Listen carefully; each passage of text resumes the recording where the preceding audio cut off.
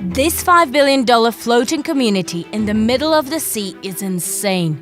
There are 133 villas, and it's got everything from underwater bedrooms to your own private coral reef. The villas ooze luxury, but there are risks living out at sea, like storms, access to transport for a medical emergency, or rising sea levels. Here's why people are still lining up to pay $6 million to own one. I'm about to show you this incredible floating villa in the middle of the sea. Floating homes aren't a new concept. There's Schoonship in Amsterdam. These homes are attached to steel pillars and slide up and down as the water level rises and descends. And there's also a floating mansion in Miami that moves around like a yacht. But the floating seahorse villas in Dubai are very different. For one, they're located 3.2 kilometers offshore, unlike the others that are right on the coast. Secondly, each floating villa is 3 stories tall and is spread across 4,004 square feet. One deck is at sea level, the second deck is above it, and then there's the third deck that's completely submerged underwater. Lastly, these villas don't have a propulsion system like a boat, nor are they resting on a permanent pillar that's fixed to the seafloor. But how and why does it not move? The answer lies with how the villa was built and how it's balanced. First of all, the villas are prefabricated on land and then put in the water. So they have to be installed by a massive crane. But what exactly is the villa made of? Everything above the sea level is made of super light aluminium. That's why it has that yacht-looking style. It features a stunning glass bottom hot tub, a minibar, and a cozy sit-out area that converts into a bed. The deck at sea level was designed to be flexible, so you can push these floor-to-ceiling doors all the way in and turn it into one big space. Out front, there's a wooden sun deck and a hammock. That's quite fun. This is a really cool chill-out area over here. And at the back, there's a private seating area. On the inside, you have a kitchen, a dining room, and a huge marble bathroom. These are your designer-designed windows. They go all the way in and they bring that extra light into the living room. They're really cool. They are really cool. All these luxuries on the 2 top decks posed a very big problem. The villa was off balance. For one, the villa's shape was asymmetrical, and this wasn't ideal.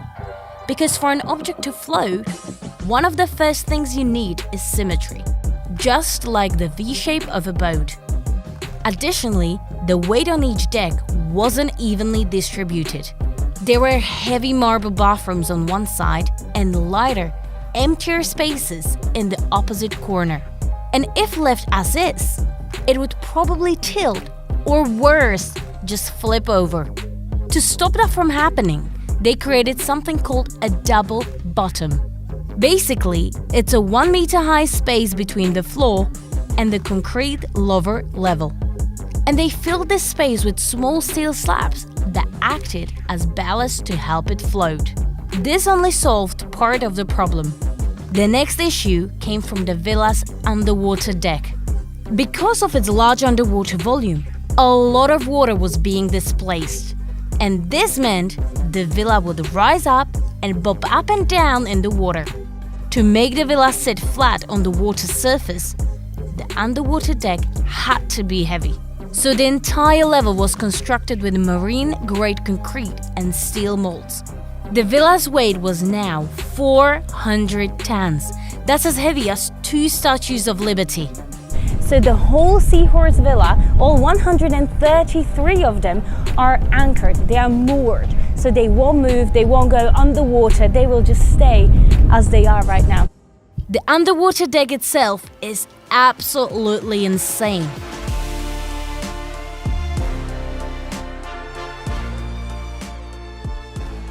The rooms can be used as bedrooms or extra living spaces. It's got an underwater bathroom and a TV that comes out of the ceiling.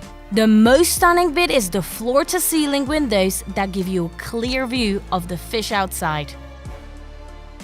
And you get a customized coral reef too. So seahorse villas have their own coral nursery. So what happens is that when you buy a house, you have a backyard where you plant your trees and flowers. Well, with seahorses, you get a catalog with corals. And based on what corals you choose, those are the fish the coral will attract, because different coral attracts different fish. So you basically choose the view. You choose your live television view. That's pretty cool, and it helps the coral ecosystem to restore again. But I know what you're thinking. What if this massive window cracks? Well, obviously the entire villa would sink, costing the owners millions of dollars. But that's almost impossible. For one, the glass is 9.5 centimeters thick and it's practically bulletproof. Secondly, if it did crack, you'd be able to escape to the upper floor through an emergency hatch hidden behind these doors. Lastly, the distance between the seabed and the lower level of the villa is only 1.5 meters. So if it did sink, it wouldn't go very deep down and you'd be able to save most of it. Moreover, each villa has a 100-year warranty, so your investment is protected. Location is another big factor that contributes to the safety of the villas. The floating seahorse villas aren't built for the open seas because large waves can sink it. So it's safely located in the middle of Dubai's World Islands. And having that many islands around it means the waters are more stable and the villas are protected from waves during a storm. What's your opinion on the floating seahorse villas? Would you buy one as a holiday home? Tell us about it in the comments and don't forget to like and subscribe.